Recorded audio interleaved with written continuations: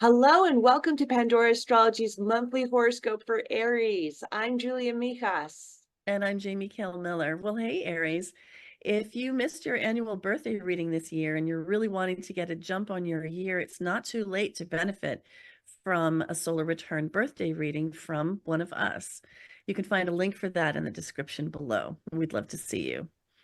Well, I want to begin by talking about career because great news for you, Aries. Your ruler, Mars, is in your sign, which is his home sign, obviously, all month this month. And this is going to give you so much energy and drive. You're going to be just bursting with it.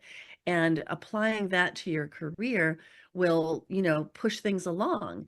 And especially because Saturn is traveling through your 12th house, and Saturn is, you may be feeling like there have been some projects that have gotten kind of stuck or are sort of languishing in a fog, just kind of like you're feeling like it's hard to make progress at career. And I've mentioned this before in some of these horoscopes. So that the burst of energy that you're going to get from Mars will really help to unstick some of those projects and get things moving again. So don't get too frustrated, though, if your environment doesn't respond as speedily as you would wish.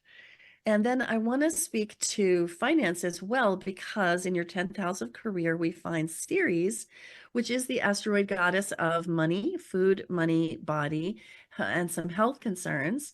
And the 10th house being career. And Ceres is going to go retrograde this month, in the middle of the month, and then will be retrograde until almost the end of August. So several months of this.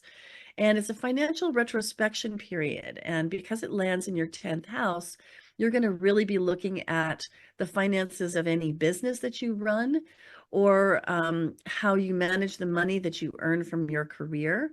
Or because the 10th house is the house of hard work, and because the 10th house renders work of anything that travels through it, you're going to find yourself pressed to work harder at managing your own security better for the future.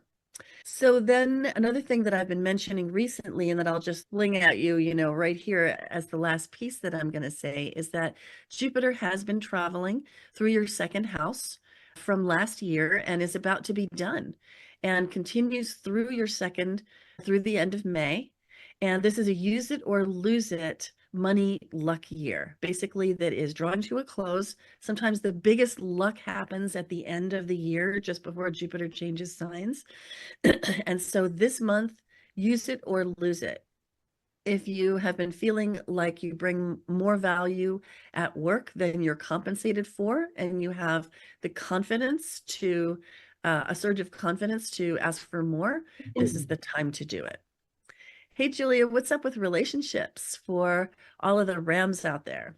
Yeah, well, the South Node, that's the South Node of the moon, is traveling through your seventh house of marriage and long-term relationship for the rest of the year. When the South Node means these are things we need to let go of, habits we need to sort of reassess, let go of so we can move forward. So this is a time and a year for you to let go of any people-pleasing habits that may have kept you listening to bad advice before acting. It can happen even to Aries, right? Exactly. I mean, seriously, you wouldn't think, but yeah, it can definitely happen. Now, it's not a license to start running people over, but it's best to definitely a good time to stop taking cues from other people. Now, with the eclipses, because the eclipses happen on the nodal axis, there are going to be a number of eclipses. They've already been happening between your seventh and first house. So there are some really big changes happening in relationships for you this year, Aries.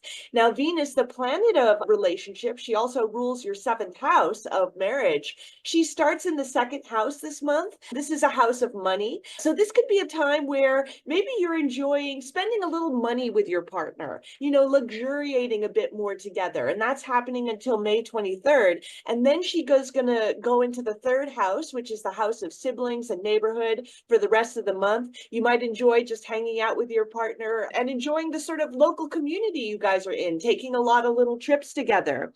Now, we're going to have a really nice Sagittarius full moon happening on May 23rd. And all full moons they do take place in our relationships. So since this is happening on the third, ninth axis with Venus there too, this could be a full moon that involves your siblings, your relationship with your siblings, as well as how you kind of adventure together with your partner too. Find our site at pandoraastrology.com to get a reading with one of us, and find us on Patreon for workshops and classes. And we'll see you around the cosmos. Bye-bye. Bye-bye.